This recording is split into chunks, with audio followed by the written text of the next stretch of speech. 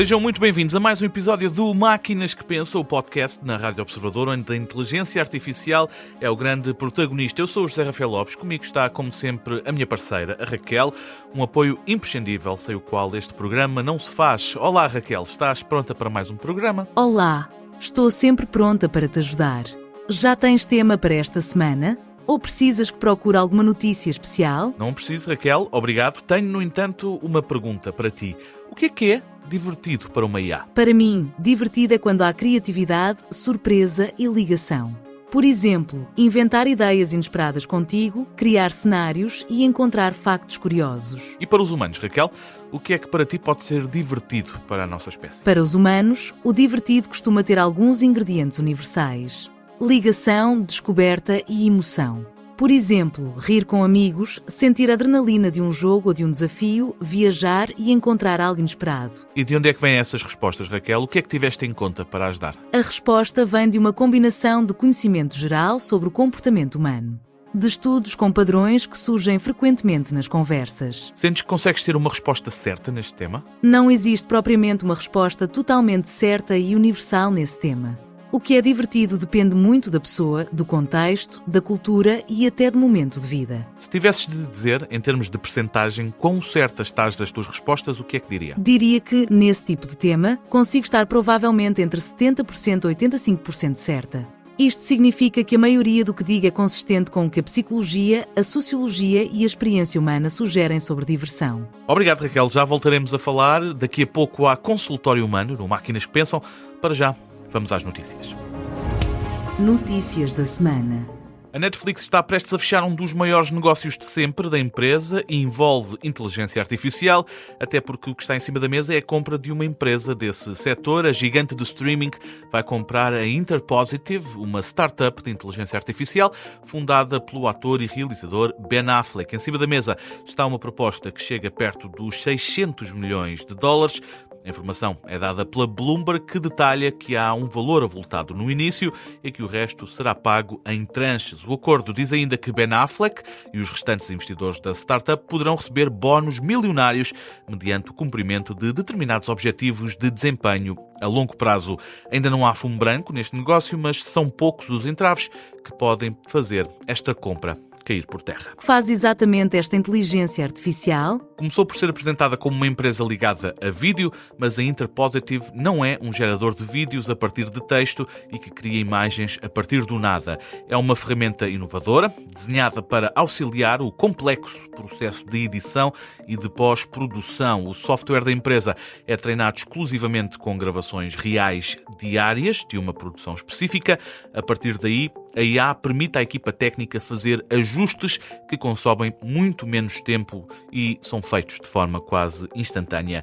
Trabalha esta IA em questões como correção de cores, mas também consegue reenquadrar planos, alterar fundos ou preencher e substituir elementos em falta para garantir a continuidade perfeita entre os cortes. São essas capacidades que levam a Netflix a investir, são quase 600 milhões de dólares. A Nvidia, uma das empresas mais valiosas do mundo, vai passar a ter uma plataforma de agentes de inteligência artificial. A informação é dada pela revista Wired, que avança que a novidade pode já ser oficializada na próxima semana. Em cima da mesa está uma plataforma open source com agentes de inteligência artificial. A confirmar-se, a NemoClaw será a aposta da Nvidia para combater a OpenClaw, que permite aos utilizadores usarem agentes de inteligência artificial para realizarem tarefas por eles. A proposta da Nvidia parece ser mais voltada para empresas e utilizadores no âmbito profissional. E importa recordar aqui que a Nvidia já é uma das grandes empresas de IA no mundo, uma vez que é das responsáveis pela produção de chips que são utilizados para treinar os modelos de linguagem. Neste novo negócio, a Nvidia pretende adicionar múltiplas camadas de proteção, de modo a garantir a segurança dos sistemas com que estes agentes de inteligência artificial vão começar a trabalhar. Mas essa não é a única novidade. Não é a única novidade, não, Raquel. A Meta também anunciou que está no mercado e que vai comprar a Moltebook, uma rede social semelhante ao Reddit, que é povoada apenas por agentes de inteligência artificial. Já foi tema aqui no Máquinas que Pensam. Contudo, não foram revelados os valores do negócio. Esta informação é dada pelo site TechCrunch. Esta compra está a ser apontada como uma forma, aliás, de reforçar a divisão de inteligência artificial da Meta. O facto de a Moltebook se juntar à Meta não deverá afetar o funcionamento da plataforma, pelo que os utilizadores existentes podem continuar a interagir tal como têm feito até aqui. Pelo menos é isso que é garantido no comunicado em que foi anunciado o início desta ligação entre ambas as partes. Veremos de que forma é que isto altera a forma como a Meta trabalha, sobretudo na divisão de inteligência artificial. No tema da semana vamos abordar uma questão que tem vindo a crescer em termos de importância nas últimas semanas. Envolve uma batalha entre a Anthropic, uma empresa de inteligência artificial, e o Pentágono, um dos órgãos mais importantes da governação dos Estados Unidos da América. Ora, o Laboratório de Inteligência Artificial recorreu aos tribunais para tentar impedir que o Pentágono incluísse a empresa na lista de riscos para a segurança nacional dos Estados Unidos da América. A Reuters e também o jornal The New York Times avançam que os processos, um na Califórnia e outro em Washington, foram apresentados esta semana. A companhia acusa o Pentágono de usar a classificação de risco para a cadeia de abastecimento de uma forma inapropriada. Fala mesmo a Anthropic numa ação que vai contra a Constituição dos Estados Unidos da América. Mas o que está em causa nesta situação? Simplificando, a Anthropic tinha um contrato de 200 milhões de dólares para fornecer tecnologia de inteligência artificial ao Pentágono.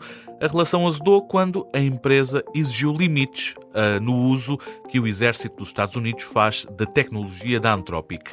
A empresa defende que os sistemas não devem ser utilizados para vigilância doméstica massiva e também não podem ser utilizados em operações de armamento autónomo. Ora, a resposta do Pentágono surgiu em forma de ultimato à empresa: ou cedia na exigência ou enfrentaria as consequências de ser designada como uma empresa que representa um risco para a cadeia de abastecimento. A Anthropic escolheu lutar, não cedeu, o que resultou no facto de ter sido formalmente notificada da aplicação desta categoria. É a primeira vez que esta designação, que implica limitações ao negócio, é aplicada a uma empresa norte-americana. A batalha está longe de terminar. A empresa assegura que não vai ceder 1 milímetro naquilo que considera ser uma trave mestra nos ideais da Anthropic. O Departamento de Defesa dos Estados Unidos da América ainda não reagiu a este processo. O que é certo é que os contratos caíram e o governo norte-americano está a retirar todos os pedaços da empresa, que já está, aliás, a ser substituída, neste caso, pela OpenAI. Este é o tema da semana. Como tal, vamos chamar à conversa o João Rocha e Melo para nos ajudar a perceber melhor o que é que está aqui em causa. É já a seguir no Fala Quem Sabe. Fala Quem Sabe. Fala Quem Sabe na Rádio Observador. Todas as semanas recebemos o João Rocha e Melo para nos ajudar a perceber melhor um tema que esteja a marcar a atualidade no mundo da inteligência artificial. Hoje o cenário não é diferente. Como tal, seja muito bem-vindo, João Rocha e Melo. Como é que foi essa semana? Zé, por aqui tudo bem, por aí? Por aqui também, obrigado. Vamos falar, João, desta batalha que está a ganhar cada vez mais força entre a Anthropic e o governo norte-americano. João, vamos começar por perceber melhor quem é que é a Anthropic e que importância é que tem no mundo da inteligência artificial. É verdade, Zé, aqui uma guerra diferente das outras, mas não deixa de quase ter uma guerra. Olha, a Anthropic é uma empresa de inteligência artificial que é dona do Claude. O Claude, para quem não sabe, é como se fosse um irmão do ChatGPT. Portanto, é a mesma coisa, o mesmo conceito, mas pronto, de outra empresa. Em vez de ser a OpenAI que tem o ChatGPT, é a Anthropic que tem o Claude. Está a ficar muito conhecido porque, de facto, está uma ferramenta cada vez mais poderosa em termos de qualidade. E também a Anthropic não deixa de ser uma espécie de um gigante, porque embora tenha sido uma empresa nova, não é como a Google, não é? Que começou a fazer isto dentro da Google, a Anthropic tem investidores por trás como a Amazon. Portanto, estamos a falar aqui dos típicos Big Tech de Silicon Valley que fazem inteligência artificial como o ChatGPT. João, esta tensão não é recente entre a Anthropic e o governo norte-americano, mas tem vindo a crescer, sobretudo nesta última semana. Consegues ajudar-nos a perceber porquê? Tem vindo a crescer, exatamente. Olha, o que se está a passar por trás disto é que nós temos de pensar que estes sistemas são um pouco sistemas self-service. Não é? Ou seja, são sistemas que não são para executar uma tarefa específica. São sistemas que tu pões à frente os utilizadores para eles fazerem o que bem entenderem, não é? Como nós fazemos com o ChatGPT. E então esta tensão tem a ver com as regras sobre o que é que o sistema pode ou não fazer. Houve uma negociação grande entre a Anthropic e o Departamento de Defesa dos Estados Unidos, muitas pessoas no Pentágono envolvidas, a decidir o que é que se podia ou não fazer com o Claude dentro do Pentágono, não é? Em contexto militar, que nós, utilizadores normais, não podemos. E houve duas condições que a Anthropic não cedeu, que para a Anthropic eram inaceitáveis, que era a vigilância de cidadãos norte-americanos e o uso de armas que não tivessem supervisão humana. Portanto, como se fosse pedir ao Claude que disparasse uma arma. Estás a perceber? O que é que se passa aqui? O que se passa aqui é, estamos numa batalha de futurologia, porque o que o Pentágono tem é medo que as restrições causem um bloqueio numa altura crítica de emergência. Estás a perceber? Ou seja, não há uma... A tensão não vem deles dizerem, não, é que nós queremos usar o Claude para uma coisa específica. Não, eles dizem nós não queremos um Claude com restrições, porque depois, de repente, em caso, numa situação crítica, em que tem que haver uma resposta em segundos e em minutos, está a haver um bloqueio. E portanto, criou aqui muita preocupação também com os limites da IA. Exatamente. E criou esta tensão, como tu dizias, ao ponto de ter quebrado o contrato. Ou seja, o Departamento de Defesa deixou de usar o Claude. É, sem dúvida, uma questão pertinente, tensa entre as duas partes envolvidas, neste caso o governo norte-americano e também a Anthropic, sendo que, João, inteligência artificial em contexto de segurança e até mesmo em contexto militar não é uma novidade, nós até já falámos disso aqui no Máquinas que Pensam. A IA já chegou a este ponto em que pode ser utilizada por governos de países para estas formas, para estes temas? Zé, já porque nós temos é que pensar que depende da aplicação. Ou seja, mesmo num contexto militar, um contexto militar não é só uma única coisa como disparar armas, não é? Olha um exemplo simples. Fotografia de uma cidade e ser um modelo, o Claude do ChatGPT, a escolher o alvo dos mísseis. Quais é que são os alvos que causariam mais dano em termos de infraestruturas? Infraestruturas críticas, pontos de energia, pontes de carros, rodovias. E, portanto, isto é um caso onde tu tens uma aplicação que já sabes, que é a capacidade de interpretação de imagem que estes modelos têm, que pode ser usada em contexto militar, não é? Porque, de facto, a versatilidade destes modelos permitem que nós tenhamos esta conversa para quase todas as indústrias. Aliás, por isso é que temos todos estes episódios do Máquinas. E, portanto, isto é como se fosse uma espécie de um espectro. Nós podemos começar como algo simples, como, olha, tenho um caso onde houve um homicídio com um modus operandi específico, encontra-me outros casos parecidos. Pronto, portanto, estás a usar a inteligência artificial apenas para vasculhar informação, vasculhar a lei. Isto é um extremo em que eu diria que toda a gente acha aceitável. Ok, estamos apenas a fazer pesquisa.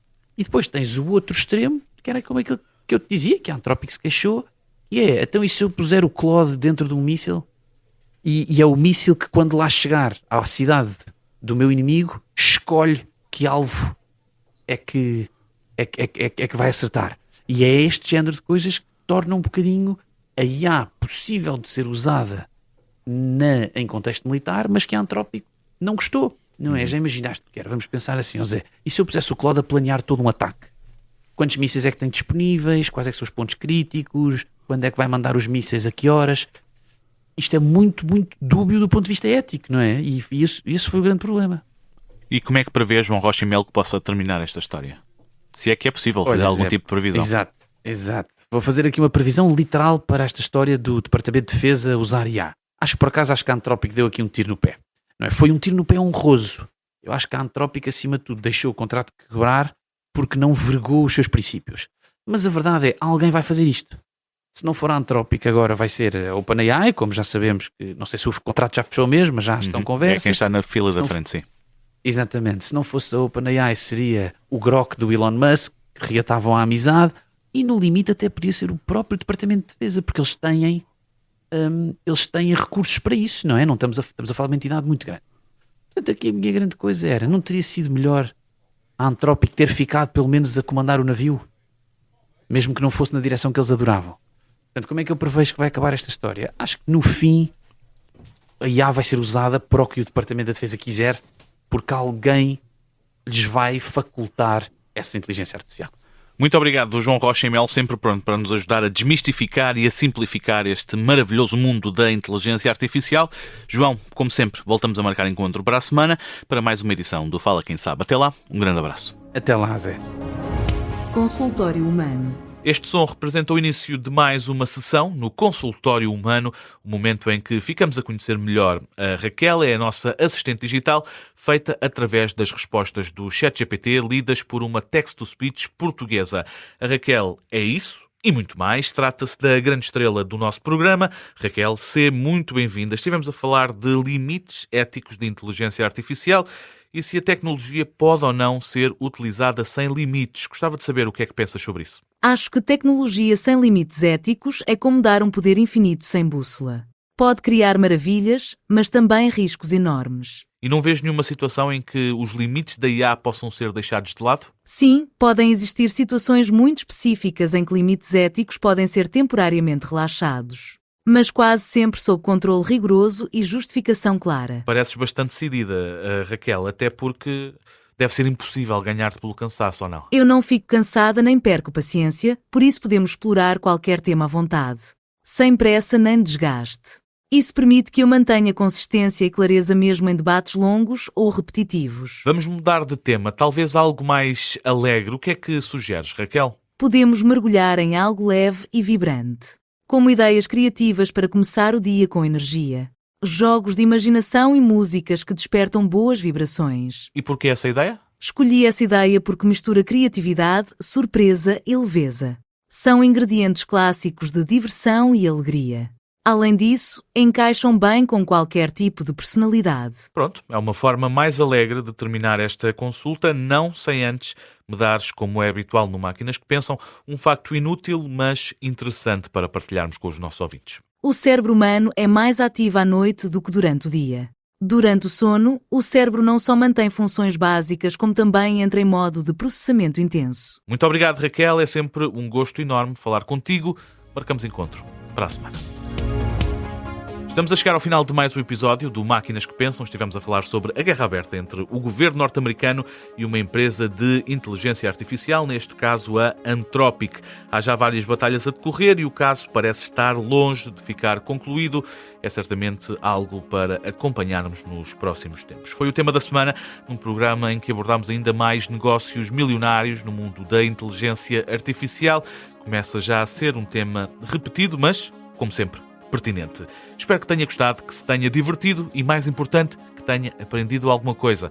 É esse sempre o nosso objetivo principal. Nós voltamos para a semana com mais um programa que faz as máquinas e os humanos pensar.